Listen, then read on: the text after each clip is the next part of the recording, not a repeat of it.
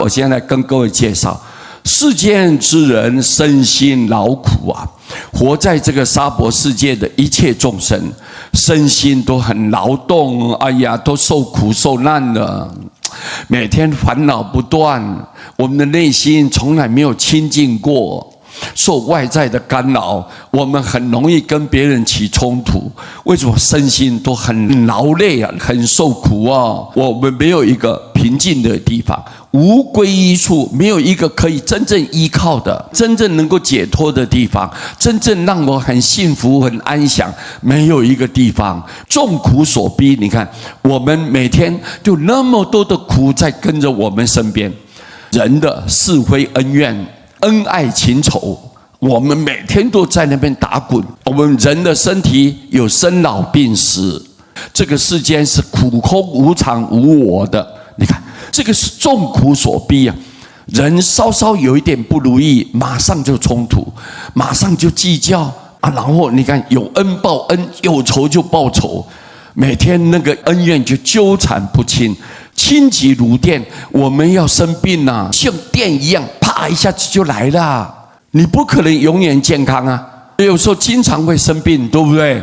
啊，你看，是可忧愁，这是我们应该要很担忧的。这个愁就是每天那个有压力，有一种痛苦，经常在纠缠，让你的身心交瘁，不应爱着。所以对外在的一切不应该去执爱、去追求啊，去执着它。不要啊！你要知道，这些都是假象啊！外在是所有一切都是痛苦的根源。如果你一贪这个虚幻不实的东西，那么你就一定会带来给自己无比的烦恼跟压力啊！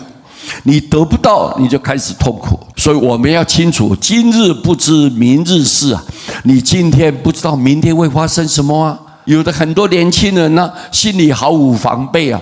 结果他出去一下子发生问题了，车祸啦，或者意外事故啦，甚至于说你意想不到的很多天然的灾害，砰一下发生在他身上，说不定就这么罹难走了。所以你看，今日我们不知道明日的事情，人有健康有生病，你有得就有失去。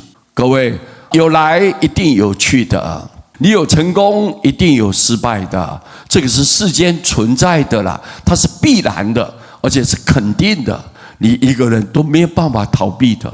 所以我们今天我们不知道明日的事情啊，一朝无常万事休。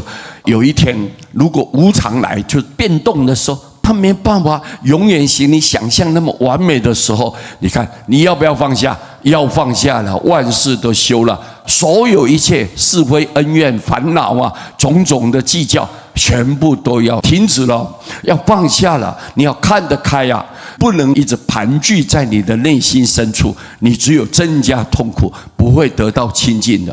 魂魄就受到污染，魂魄才是真正你自己啊。外在这个是假象，身体它会变嘛，会变，所以这是个假的嘛。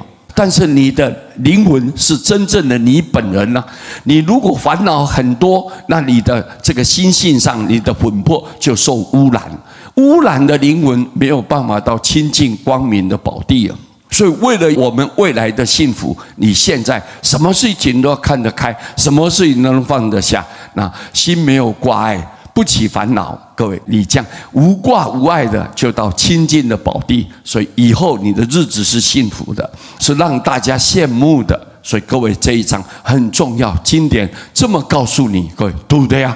所以我们一定要知道，这是佛陀用尽苦心来提醒我们末法众生应该要注意的问题。好，我就简单报告到这个地方，谢谢大家哦。